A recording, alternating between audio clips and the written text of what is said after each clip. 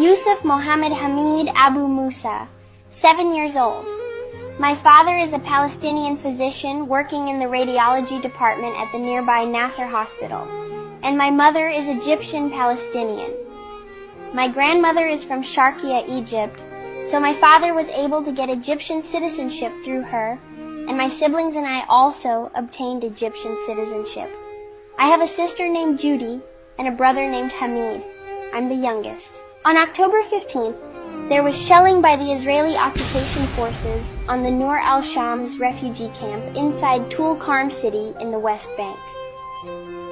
My dad was working a 24-hour shift in the emergency department.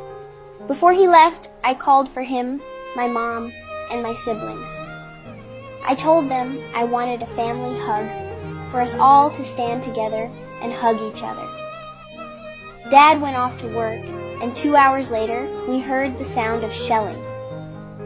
Our house wasn't very far, and Dad started asking where the shelling was coming from, saying he could hear it was close.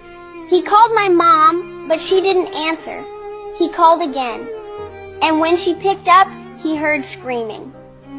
Dad lost his nerves and ran to the emergency room. As soon as he arrived, he could hear my mom's and brother Hamid's voices screaming. Dad tried to calm them and make sure they and his brother's kids were okay. Then he asked my mom, "Where is Yusuf?" She said she didn't know where I was. Dad kept asking everyone around where I was, but everyone he asked would turn their face away, avoiding answering. Then he went into the resuscitation room and saw a doctor who knew him and me. As soon as the doctor saw my dad, he didn't know what to say. Dad lost his nerves again and kept running around asking, "Where is Yusuf?"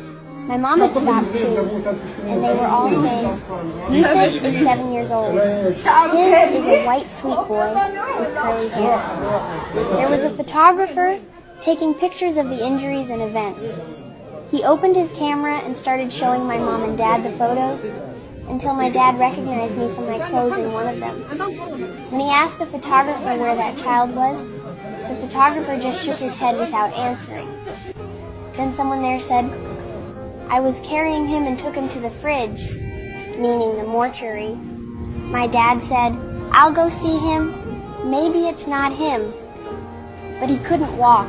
He was so scared.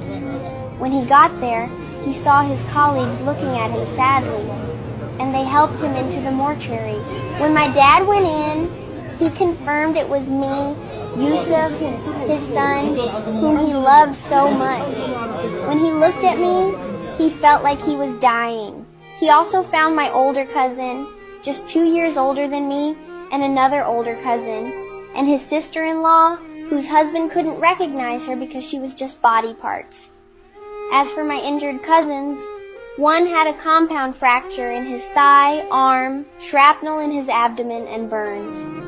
His sister had a pelvic fracture and a deep wound to the bone in her back.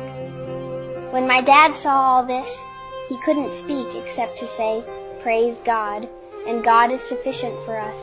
Most excellent is the protector."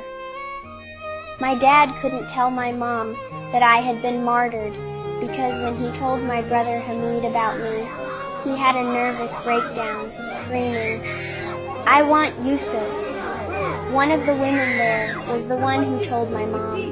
My mom insisted on seeing me, even though my dad was very worried about her seeing my lifeless body, who didn't have to say Mom, but she wanted to see me and kiss me before they buried me. My dad said he lost everything, his family, home, and life, but the biggest loss was me, Yusuf, the baby of the family. He said whenever he would leave for work, I would come hug and kiss him and be the first one to run to him when he got home. While my parents were looking for me, a photographer was filming everything. When he posted the video, the whole world grieved for me and many people cried. They said this was impossible to be just a movie that could win an Oscar because nothing in the real world could break hearts like what we're seeing. My mom and dad loved me so much. They said I was the light of the home, and now the home was extinguished, and the home was no more. They commended me to God as one of the martyrs. May God have mercy on all our martyrs, and God willing, we will be birds in paradise. God is sufficient for us. The most excellent is the protector. My heart breaks to share this brutality taking place in Gaza and ethnic cleansing across Palestine. If your heart breaks too, contribute to stop this genocide.